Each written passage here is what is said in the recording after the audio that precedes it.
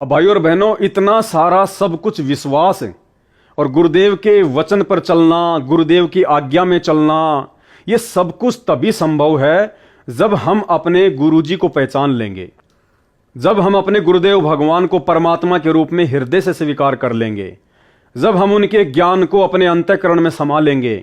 भाइयों और बहनों, उसी समय भगत के अंदर बदलाव आ सकता है। भगत वास्तव में एक सच्चा भगत बन सकता है, अपने गुरुजी की शिक्षाओं पर, उनके वचनों पर दृढ़ होकर चल सकता है। अन्यथा जिस प्रकार एक ट्रेन जाती है दिल्ली से बॉम्बे और जिसने जहां तक की टिकट ले रखी है वो वहीं उतरता चला जाएगा, अंतिम स्टेशन तक वहीं पहुंचेगा जिसने अंतिम स्टेशन तक की टिकट ले रखी है।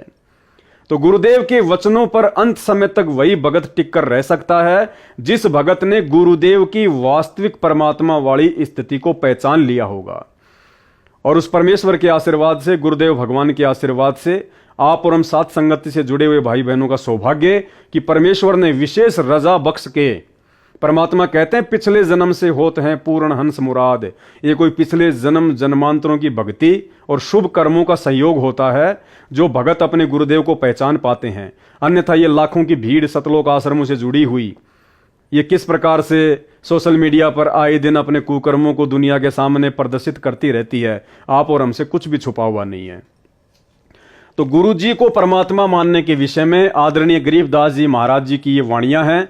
ये पुस्तक है भाई और बहनों यथार्थ भक्ति बोध। इनमें एक वाणी के माध्यम से कि कबीर गुरु को मानुष जो गिने, चरणा अमृत को पान, ते नर नरक में जाएंगे, जन्म जन्म होय स्वान।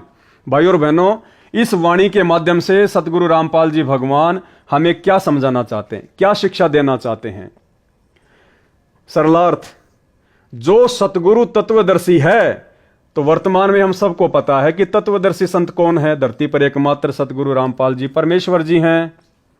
उसको परमात्मा के तुल्य ही मानना चाहिए, यानी गुरु को परमात्मा ही मानना चाहिए।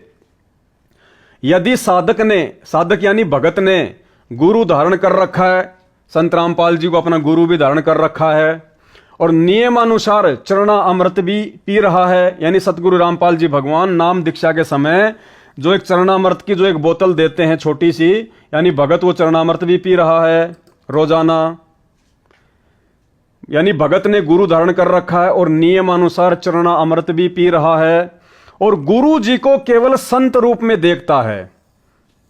यानी वो भगत अपने गुरु को परमात्मा नहीं मानता, भगवान के रूप में नहीं देखता, अपने गुरु को केवल संत रूप में देखता है। केवल एक सामान्य व्यक्ति, सामान्य संत, एक मानुष रूप में यदि वो अपने गुरु को देख रहा है, और मानुष रूप में गुरु को देखने का मतलब है गुरु के रहते सहते इस कागज वाली फोटो को भगवान मानना, इस कागज के टुकड़े को कबीर मानकर अपने घर में इसकी फोटो रखना, अपने दरबार में फोटो रखना और प्रति वर्ष जून के महीने में इसको भगवान मानकर इसका प्रकट दिवस मनाना, कबीर प्रकट दिवस। ये होता है गुरु को मानुष मानना, गुरु को आम व्यक्ति मानना, आम संत मानना। और गुरु जी को केवल संत रूप में देखता है और परमात्मा अन्य मानता है, और परमात्मा अन्य मानता है, यानी परमात्मा संगत आज मान रही है इस कागज की फोटो को, गुरु जी को तो केवल संत रूप में देख रही है और परमात्मा मान रही है इस कागज के टुकड़े को, कबीर जी की नकली फोटो को, काल्पनिक फोटो को। और परमात्मा अन्य मानता है तो वह शिष्य पार नहीं हो सकता, उस भगत का मोक्ष नहीं हो सकता।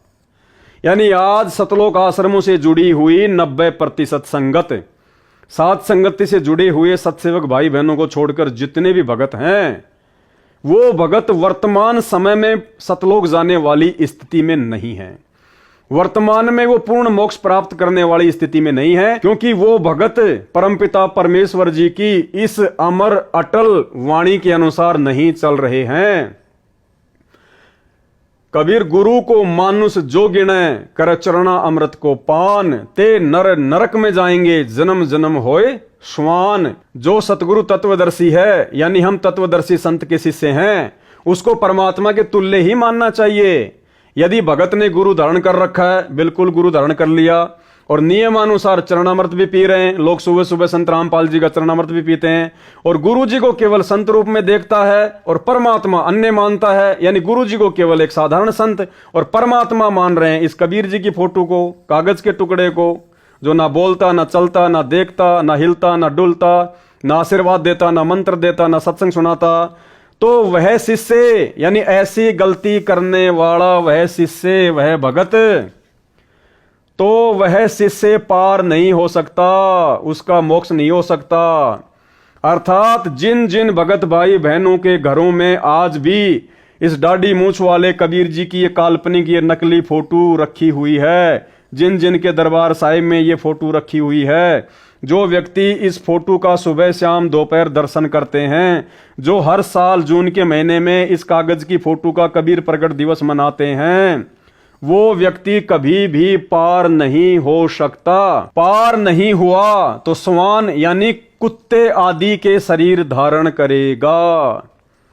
यानी सच्चे गुरु की शरण में आने के बाद भी, तत्वदर्शी संत की शरण में आने के बाद भी, जिस भगत ने भक्ति करते करते अपने गुरु को ही भगवान नहीं माना, परमात्मा नहीं माना, और गुरु के रहते सहते किसी और को भगवान मानता रहा, किसी और का प्रकट दिवस मनाता रहा, किसी और की फोटोओं को अपने घर में लगाता रहा, तो कहते हैं वो भगत भक्ति करते करते भी पार नहीं हो पाएगा।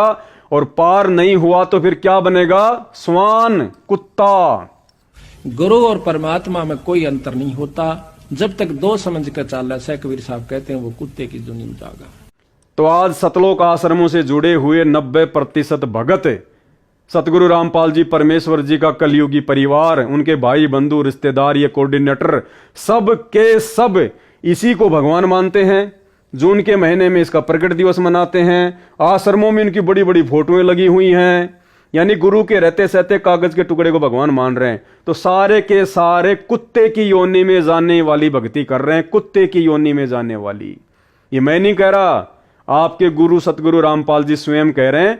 आपकी आंखों के सामने इस वाणी का सरलार्थ उन्हीं के द्वारा लिखित पुस्तक यथार्थ भक्ति बोध में लिखा हुआ, भाई जी पढ़ लेना। आगे फिर क्या बताया परमेश्वर जी ने? दूसरी वाणी, जस्ट इसके आगे वाली वाणी, इसी पुस्तक यथार्थ भक्ति बोध से, वाणी, गुरु मानुष कर जानते ते नर कहिए अंध, ओवे दुखी संसार में आ गए यम के फंद। सरलार्थ, जो साधक गुरु जी को सामान्य मनुष्य मानते हैं, सामान्य मनुष्य मानने का मतलब है नाम ले रखा है गुरु जी से और भगवान मान रहे हैं इस कागज के टुकड़े को, इसको कहते हैं सामान्य मनुष्य मानना। वे व्यक्ति अंधे, तत्व ज्ञान नेत्रहीन हैं, बिल्कुल मूर्ख हैं, मूढ़ हैं, नाम लेकर भी गधे हैं। उनको भक्ति का कोई लाभ नहीं मिलता, जिस कारण से इस संसार में भी दुखी रहेंगे तथा फिर यमराज के नरक का भी कष्ट भोगना पड़ेगा। मरने के बाद में, भक्ति करते करते भी मरने के बाद में नरक में जाना पड़ेगा। तो भाइयों और बहनों, क्यों आफत मोल ले रहे हो? सीधा सीधा परमात्मा धरती पर प्रकट है, समझाने में बताने में कोई कसर नहीं छोड़ रखी है, और तुम अपनी मूर्खता में इस कागज के टुकड़े को भगवान मान के पूज रहे हो, प्रकट दिवस मना रहे हो, बड़े बड़े पोस्टर लगा रखे हैं आश्रमों में। अरे भैया, गुरु जी का परिवार पार नहीं करेगा। गुरु जी के बेटा बेटी, ये कोऑर्डिनेटर तुम्हारी नैया पार नहीं लगाएंगे। इनकी खुद की नैया तो दलदल में धसी हुई है, दलदल में। ये सभी लोग आने वाले समय में रोएंगे, पछताएंगे और समय हाथ से निकल जाएगा।